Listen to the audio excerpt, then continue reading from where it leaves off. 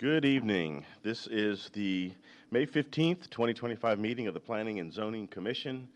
The time is 6 o'clock sharp, and our first order of business is to review the cases in pre-session. We'll review into regular session at 6:30.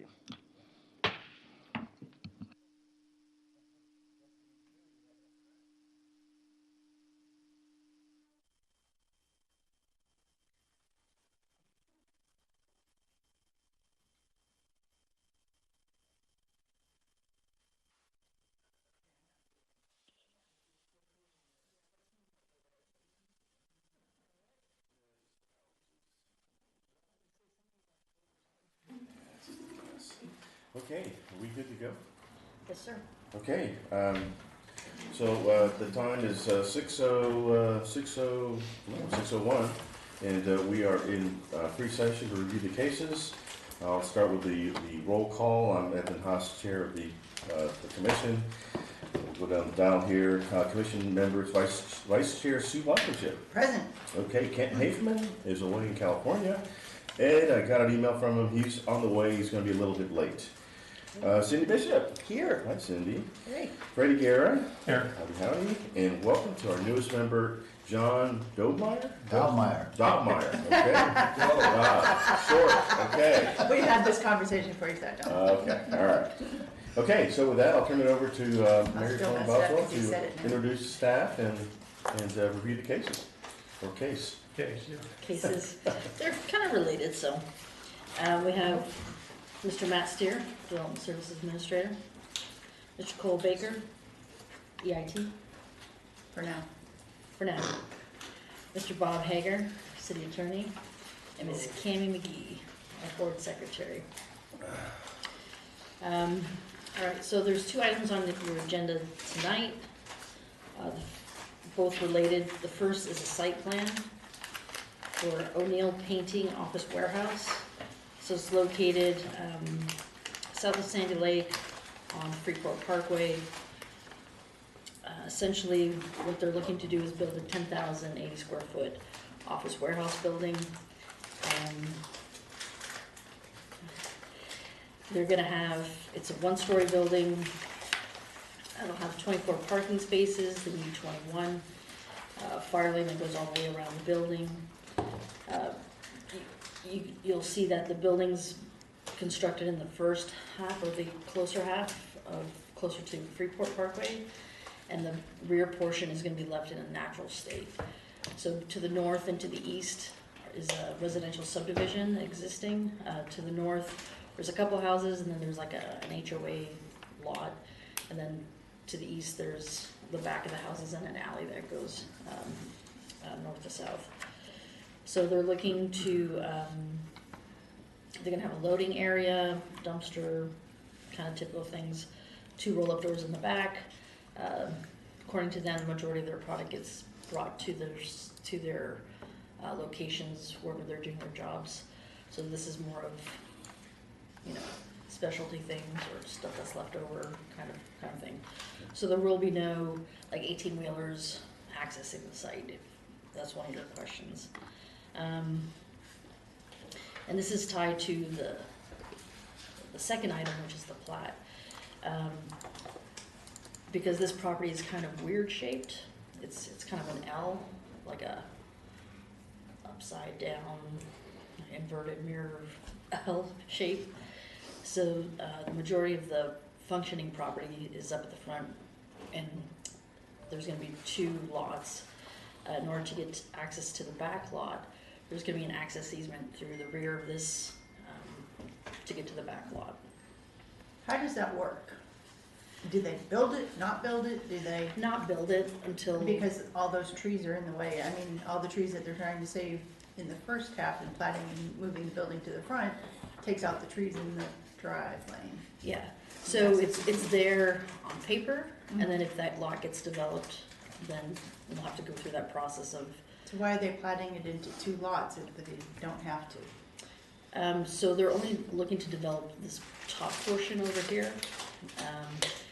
And at some point that rear lot may end up it may get built into the other lot that's in front of it. So really, they're looking to plat, or to plat 2 lots and develop just the top half. Okay. So, You need to sell it off to the adjacent property owner. I heard that. That's kind of the plan. yeah. So there is a couple variances to the plat that are being requested. One is for the median opening, because typically you have to have a median opening, but there's already 2 median openings.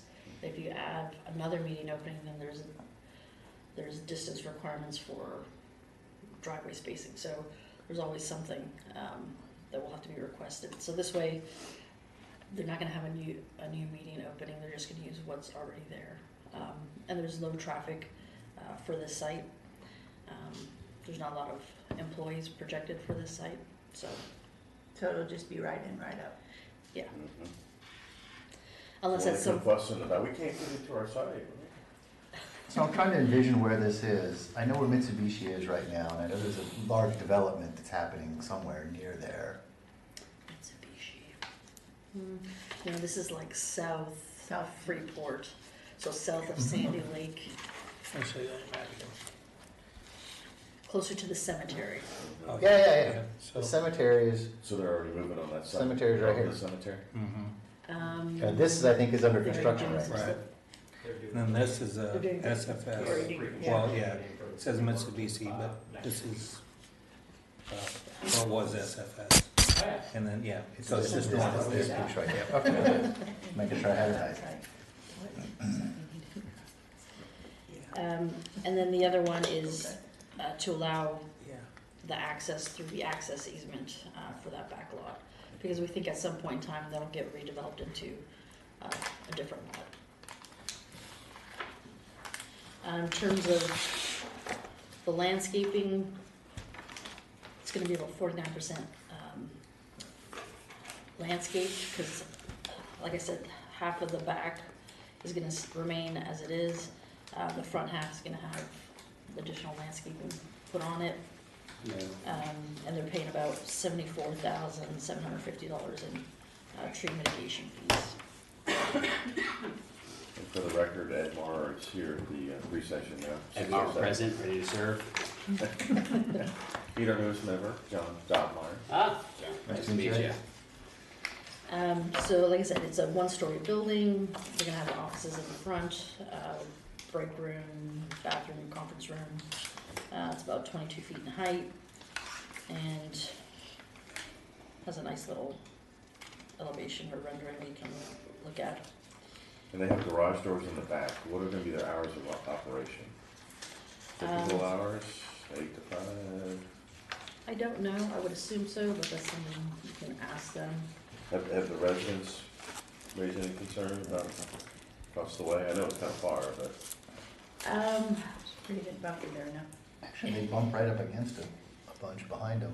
Right, but the majority of, like I said, is gonna That's be what opens the left in a easement. natural state, so. For now, right? But aren't you saying they're probably gonna sell it? Or Well, there's- redevelop it? Well, once we get to, Like, once we get to the plat, I'll, Yeah, I'm having trouble I'll explain a picturing little bit that. more. Thank you. Yeah, so they plan on leaving what's in the rear of them as is for now, because all they need is their building.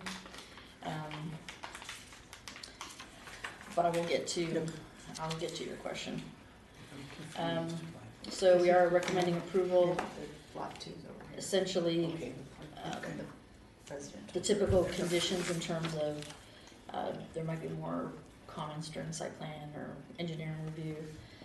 They didn't provide any signage, so typical signage will have to meet ordinance requirements. Once they get their building permit, they'll have to provide lighting. But essentially, they're looking to just do wall packs on the back of the building. Tree removal permit will be required. Masonry screening wall is gonna have to be in place before the building can go vertical. That's on the north and the eastern sides. And they just need to update the fire lane with the distance and bearings on the plans. And we are asking them to provide, because that eastern screening wall, they're bumping it up a few feet so as to kind of save the trees as well as provide the people that back up, so they won't be hitting the wall.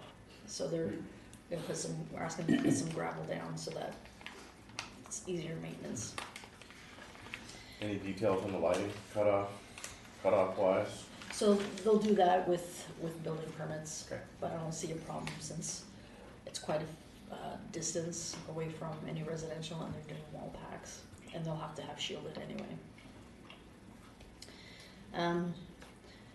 So I'm gonna go through the plat too, and then if you have more questions, we can kind of take it from there. So Cindy, here's kind of, this is where the building's going here. And so there's a long piece down here that really doesn't do I anything gotcha. for them. Right, so that part is lot 2. And that part's lot 2. Gotcha. And there's a lot of like, I think there's some floodplain and stuff down in here. So it's really not something that they plan on using, because then they would have to come and drive all the way down Right. here. So there's the possibility that when this part gets developed, that they may try to sell that to them, or it would just remain in a natural state. But if this ever does get developed, the same thing, they would have to build, a screening wall down here, and, that's why we were talking about having access to get back here, if they decided to use it. If not, same thing here. This would probably be abandoned, and then they'd have access just straight across. So if they decided to use it and they used that access easement and they had to take down the trees, is it another tree permit? Because it's then not on their property, it's on somebody else's property, it's just a public access easement. Well, you still need a tree removal asking. permit, Okay. and we go through the whole tree mitigation and everything else. Just wanted to make sure. Yeah, Is there any concern that the other lot may not want to buy that, and then you have a landlocked lot back there? that's why there's the access easement. Okay. Yeah, But it won't have frontage, if they sold it off to a third party. but that's why we have the access easement, and it's built in that way. Okay. How big is that lot, Mary? Could it even It's be about an sold? acre, It's about this. Yeah. because it's 1.8 acre, it's 2.8 altogether. The top one is about 1.8, and the bottom one's about 1-ish. Could someone put a residential back there and? It's light industrial. Okay. Just zoning. It's We're also- zoning it right now. I didn't think of this before, it's adjacent to the alley, Yeah, so. Yeah, It it's right has up direct against the alley. frontage on that alley. Alley's on the street. Yeah, it's not We dedicated. see a lot of crazy residential applications, that's why I'm asking. no, because it's light industrial where this building is. This is light industrial. The property in front of it's light industrial. The property south of it's light industrial. And Is this future little land thing right here expansion in is in the light middle, is that industrial. light industrial also? Yes, Wow, even it's though like a there- house. it is a house, but it's light industrial. Okay. House is 1940, Yeah. Is it an occupied house? maybe illegally. I believe that person is no longer here, Yeah, Joe Ferdinand And he passed away. passed away so, a long back, and so they're about to have their water discontinued because we don't have, whoever's living there doesn't have an account. So the water's gonna be cut off. I think it's caretaker or. so there is an even greater potential that it'll be redeveloped or sold off or what have you. Could they just convert that to residential since it's a house? No, They can't make that application from that property? you could apply, it doesn't conform to what our Yeah. requirements are, or what our land use map shows. That's what I was asking John, because we get weird requests of residential and commercial properties right along 121. and- Yeah. A Yeah, lot- I'm a just lot of- envisioning somebody saying, hey, this is a great piece of property because it's got a great backyard. I can convert this to residential, buy all that, and now I got a great backyard. y- You couldn't Anyone can build- ask anything, Yeah, but okay. it doesn't comply with our future land use plan, so Okay. we would not support it, Okay. because we get Or people. the zoning ordinance, right? Or the zoning ordinance, so we get people asking us all kinds of things every day. Okay. No, I've heard instances before where they asked for some kind of grandfathering, and as a result, that was Yeah. It's a granted. non-conforming use. I mean, if someone, now, if it can lose that non-conformity and then 2149 gets passed by the legislature. So Is that, there's, is that a concern, if that bill passes on this application? Not on this Not this application, one. but it is concerned. Okay. so in every city you go to, there's zonings that don't necessarily conform with what's on the property. A lot of it is like older areas of town that, you know, start out as residential, then people wanna, they convert it to some kind of commercial, and then it just doesn't develop, or it's a, you know, stagnated kind of development process. So that's pretty much it. Do you have any questions, any more questions on this one? I don't. Commission? Nope. Yes, sir. So, update on city council items. This last meeting, Lake Breeze item was scheduled, and it was withdrawn from the applicant. So, that didn't go forward. And then, did you have anything on the Mhm. agenda? Yeah. That's it. Our text change amendments went through, Ordinance? yeah, our text change amendments were all passed. We had one that was kind of a holdover map that the commission had approved a long time ago, back in February or something like that, and we finally brought it forward, that passed through last time. Right, yeah, so I don't know if I've reported back to you guys on that yet. I thought I had, but the parking amendments and the definitions and all that, that all was passed by council. So, all the ordinances are signed and done. Well done, sir, well done. Well done to So you. then this is operating Commission. under the new parking for light industrial? They've got an office. This Yeah. is more of It's an more, office. this is more That'd office be, warehouse. It's Okay. very small. Not light industrial, okay. They meet the requirements. Okay. It's like, they need 21 spaces, they got 24. And it accommodates for if they have to take out those 3 for the little access easement, so they're still in compliance. That's all I got. Anything on comp plan or anything for the group, other meetings? Do we expect the applicant to be here? Yes. Okay, you may want to ask him, since they're commercial painter, I would assume they stage in the morning, year, or would they expect to arrive? There was Didn't we have some- wasn't there a note in the, Yeah, yeah, in Yeah. the staff report that stated a lot of those times? Yeah, with superintendents, yeah. Superintendent's got the 2:30 to 3:30 or something. yeah, so a lot of their crews just go out straight to the site, and Yeah. all the paints get delivered straight to the site. Just if they get some, I think, some specialty orders, if they have some stuff that's left over. Yeah, 6 office employees, 3 superintendents. Seemed like on that other light industrial case there by the cemetery, there was some concerns about operations, trucks backing up, and noise and all that. Yeah, and this is straight site plan, so it's not like a It's not public a hearing, PD. didn't require notification. They're meeting all of our ordinance requirements, so. That's it. Okay. Well, the time is 6:18. We got 12 minutes to relax and gear up. And eat snacks. Yeah, and snack. No. Pretty good. I'm using the verb to snack. Okay, so who had to go shop for snacks? Well done. Who was Yeah, well done. told? No, she does it on her own, you know?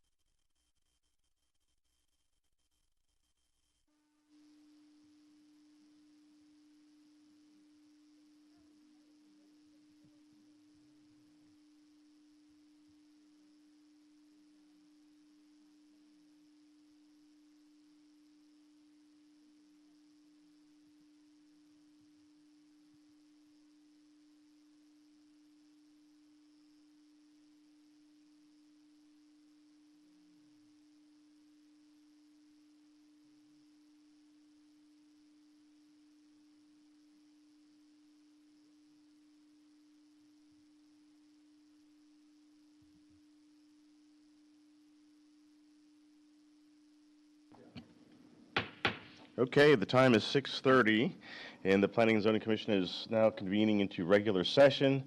We met beforehand to review the cases. All of the commission members except Commissioner Hafman are present.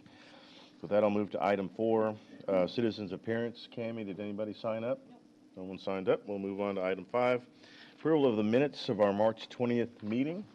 Are there any comments by the commission, or is there a motion? Yes, Mr. Chairman, I'll move to approve the minutes of March 20th Planning and Zoning minutes as written. Okay, we have a motion by Commissioner Marr. Is there a second? Second. Second, Vice Chair Blankenship. Cammie, would you call the roll, please? Please respond by saying aye or nay as I call your name. Vice Chair Blankenship. Aye. Commissioner Guerra. Aye. Chairman Haas. Aye. Commissioner Mauer. Aye. Commissioner Hafman. I'm sorry, Commissioner Bishop. Aye. And Commissioner Dobmeier. Sorry. Okay, All approved, none opposed, motion carries. very good. Item 6 on the agenda is the O'Neill Paintings Office/Warehouse Site Plan. This is to consider approval of O'Neill Painting Office/Warehouse Site Plan, Lot 1, Block A, that being the O'Neill Painting Addition, a request to allow the construction of a 10,080 square foot office warehouse use on 1.809 acres of property located on the east side of South Freeport Parkway, approximately 1,350 feet south of West Sandy Lake Road, and being represented by Greg Franca of GPF Architects at the request of Justin O'Neill, the property owner. We have a staff presentation by Miss Mary Pearl Boswell. Mary? Good evening, Chairman, Commissioners. Item 6 is O'Neill Painting Office Warehouse site plan. So what is being proposed is to construct a 10,800 square foot, one-story building on approximately 1.8 acres of property. They're providing, the site plan provided shows that the building is situated towards the front of the lot, leaving the rear in its natural state and preserving the trees found therein. So they are providing 24 parking spaces, which exceeds the ordinance requirements. They're required to have 21. There's a fire lane proposed to go around the entire building, as well as mutual access easement that encircles the building. Loading areas provided, and a dumpster at the rear as well. The site plan shows that the northern and eastern boundaries of the site border residential zoning. As such, a 6-foot masonry screening wall is proposed to be constructed in this area, outlined or designated by the purple. Staff is recommending that the gravel be placed on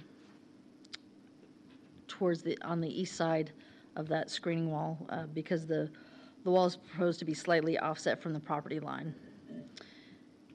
So they do plan on using the driveway off the front of Freeport, and they are requesting a variance to the subdivision ordinance section 13-8-3A18D, which states that all non-residential lots be divided on a divided thoroughfare shall have direct or indirect access to a median opening. Staff is in support of this variance request because of a relatively minor traffic generation of this development.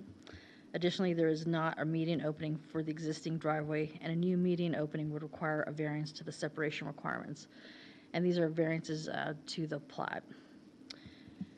The applicant is also requesting a variance to section 13-8-3D3 of the subdivision ordinance, requires that all lots be adjacent to a dedicated street. The site is meeting the spirit of the ordinance by providing access easement through Lot 1 to create access for Lot 2 at the rear of the property, designated through the the orange color.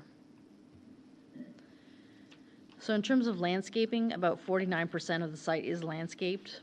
As I mentioned before, the back half is to remain in its natural state. They're going to provide 22 overstory trees, and they will also be paying about $74,750 in tree mitigation. So this is just a floor plan that shows multiple offices for their staff, a break room, conference room, wellness area, and approximately half the building will be for storage of materials. That's to the rear. According to the applicant, there are about 6 office employees and 3 superintendents. The office employees come and go throughout the day, and the superintendents come in around 2:30 and leave around 3:30. And here we have a rendering of what the building is proposed to look like. Said it's going to be up 22 feet in height with the main entrance centered on the building. Front facade has vertically oriented windows, canopies over them and over the front entrance. Overflow scuppers located near the top of the building. Building will be concrete with painted walls and accent textures and colors. 2 aluminum roll-up doors at the rear of the building, and lighting for the site will consist of wall packs positioned on the building. Lighting information will be provided and will include shielding and will be reviewed at the time of building permit. There was no signage proposed with this application, so signage will need to comply with ordinance requirements. And here's just the material board of the colors that they're looking to use. So staff is recommending approval of Lot 1, Block A, O'Neill Painting Site Plan. Sorry for the misspelling there. Subject to the following conditions. 1, that there will be additional comments at the time of detailed engineering review and building permit. 2, that signage shall comply with the sign ordinance. 3, that the submission and location and type of lighting facilities, security lighting, screening, and glare shades will be required at the time of building permit to ensure compliance with glare and lighting ordinance requirements. 4, a tree removal permit is required prior to the removal of any trees. 5, the masonry screening wall must be in place before the building goes vertical. 6, to update the plans to show the fire lane with distance and bearings and fence tie-in. And then we did add one more, which we discussed in the presentation, was to add gravel to the east side of the screening wall along the alley. That is the end of my presentation. The applicant's representative is here as well to answer any questions. This is not a public hearing, and this is a site plan approval. Okay, very good. Thank you, Mary. Any questions of staff by the commission? Okay. I did have a question regarding just hours of operation, just generally. Good evening, Greg Truckee, GPF Architects, 71 Circle, Coppell. They're roughly 8 to 5 operation, 5 days a week, Yeah. if that much. Okay. So We had in one of a similar case not too long ago in that area, the residents were, that was a concern. they're a very so. low-key operator. Okay. Any questions of the commission of the applicant? Okay, thank you much. All right, any discussion by the commission, or is there a motion?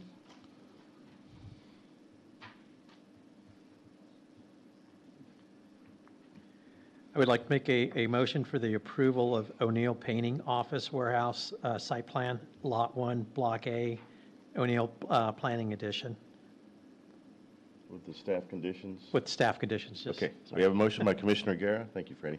Is there a second? Second. Second by Vice Chair Blankenship. Cammy, would you call the roll, please? Please respond by saying aye or nay as I call your name. Commissioner Dunmire, Aye. Commissioner Guerra, Aye. Vice Chair Blankenship, Aye.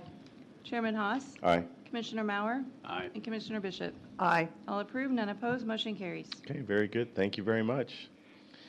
Okay, item 8 on the agenda. Mary?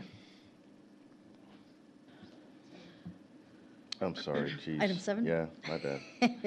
That's okay. I just want to go too fast here. Item 7, the O'Neill Painting Edition minor plat. Consider approval of the O'Neill Painting Edition lots 1 and 2, Block A minor plat. A request to establish 2 lots of record, adding associated easements and fire lanes as requested on 2.808 acres located on the east side of South Freeport Parkway, approximately 1,350 feet south of West Sandy Lake Road, being represented by Greg Franco, GPF Architects, and at the request of Justin O'Neill, the property owner. We have a presentation by staff member Mary Perron Boswell. Mary? Good evening, Chairman, Commissioners. So this is a companion request to the item that we just heard.